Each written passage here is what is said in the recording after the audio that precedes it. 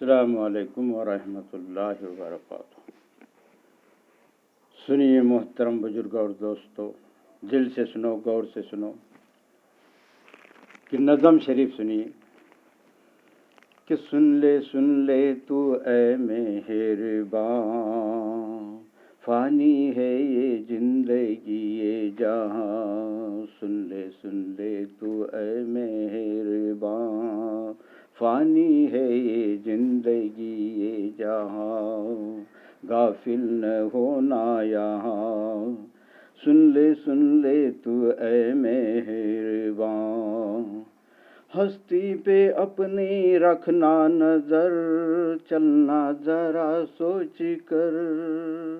تو ہے مسافر اے بے خبر، یہ زندگی کا سفر تیرے لیے ہے ایک امتحان، غافل نہ ہونا یہاں۔ سن لے تو اے مہرباں، فانی ہے یہ زندگی یہ جہاں۔ کتنے ہی ظالم آ کر گئے، کتنے ہی ظالم آ کر گئے، کیا ظلم ڈھا کر گئے۔ اپنے کیے کی آخر وہ سزا پا کر گئے، ملتا نہیں اب ان کا نشان، غافل نہ ہونا یہاں۔ سن لے تو اے مہربان، جھوٹے جہاں سے دل نہ لگا، سچائی سے کام لے۔ جھوٹے جہاں سے دل نہ لگا، سچائی سے کام لے۔ ہے وقت ابھی تو آٹھوں پہر، اللہ کا نام لے۔ چلتی ہے سیک جب تک زبان، غافل نہ ہونا یہاں۔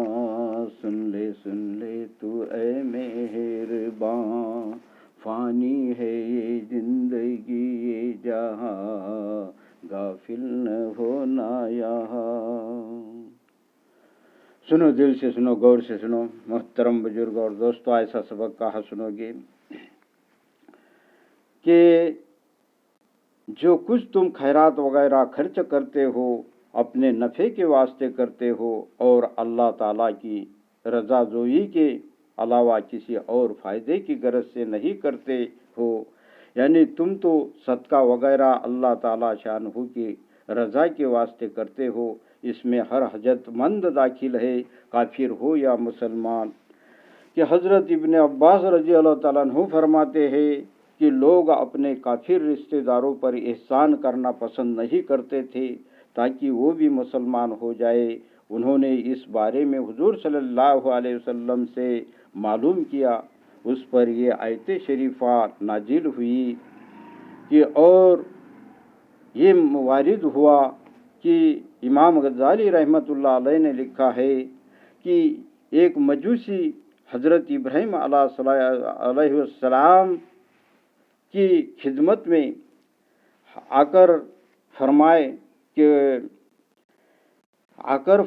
حضرت موسیٰ علیہ السلام سے کہ آج کے روز مجھ کو آپ کا اپنا مہمان بنا لیجئے۔ تو آپ نے فرما دیا کہ اگر تو مسلمان ہو جائے تو میں تیری مہمانی کروں گا۔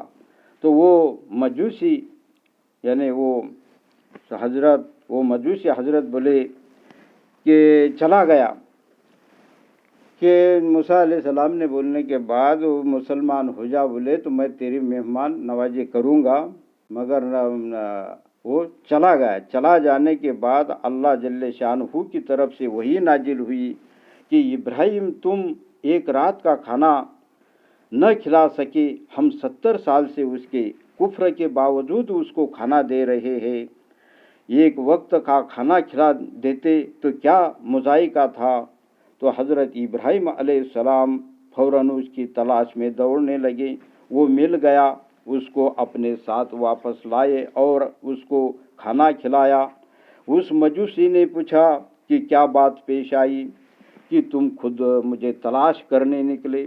تو حضرت ابراہیم علیہ السلام نے وہی کا قصہ سنایا تو وہ مجوسی کہنے لگا کہ اس کا میرے ساتھ یہ معاملہ ہے، یعنی اللہ کا میرے ساتھ یہ معاملہ ہے تو مجھے اسلام کی تعلیم دیجیے، اور اسی وقت مسلمان ہو گیا۔ ایک حدیث میں ہے کہ 3 چیزیں ایسی ہیں جن میں کسی شخص کو کوئی گنجائش نہیں، کہ ایک والدین کے ساتھ احسان کرنا، چاہے والدین مسلمان ہو یا کافر، جس سے عہد کر لیا، وعدہ کر لیا جائے اس کو پورا کرنا، چاہے مسلمان ہو یا کافر، وعدہ بھی ایک قرضہ ہوتا ہے، تو اور امانت کو واپس کرنا، چاہے مسلمان کی ہو یا کافر کی، تو اور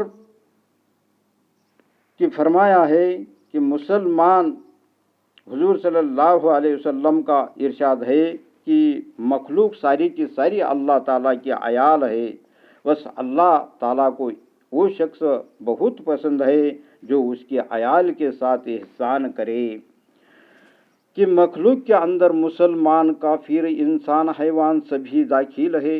ہر مخلوق کے ساتھ احسان کا برتاؤ کرنا اسلام کی تعلیم ہے، اور اللہ جل شانہ کو پسند ہے۔ پہلی فصل کے نمبر پر یہ حدیث گزر چکی کہ ایک بد کردار عورت کی اس پر بخشش ہو گئی کہ اس نے پیاسے کتے کو پانی پلایا تھا، اور دوسری ایک عورت کو اس بنا پر عذاب ہوا تھا کہ اس نے ایک بلی پال رکھی تھی اور اس کو کھانے کو نہ دیا۔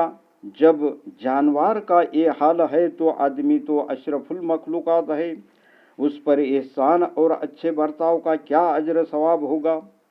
حضور صلی اللہ علیہ وسلم کا مشہور ارشاد ہے کہ تم زمین والوں پر رحم کرو، تم پر آسمان والا رحم کرے گا۔ دوسری حدیث میں ارشاد ہے کہ جو شخص آدمیوں پر رحم نہیں کرتا، اللہ جل شانہ اس پر رحم نہیں فرماتے۔ ایک اور حدیث میں ہے کہ رحم اسی شخص کے دل سے نکل جاتا ہے جو بدبخت ہو۔ تو خود حضور صلی اللہ علیہ وسلم کی ساری زندگی ساری دنیا کے لیے رحمت تھی۔ آپ کی زندگی کا ایک ایک واقعہ اس کی شہادت دیتا ہے۔ امت کے لیے ضروری ہے کہ حضور صلی اللہ علیہ وسلم کی زندگی کے واقعات کی تحقیق کرے اور اس کا اتباع کرے۔ حق تعالی شان ہو، اللہ تعالیٰ اپنے کو کہنے سننے سے زیادہ عمل کی توفیق نصیب عطا فرمائے۔ بس تو پھر اللہ ہی اللہ۔ سبحان ربک رب العزت عما یصفون والسلام علی المرسلین۔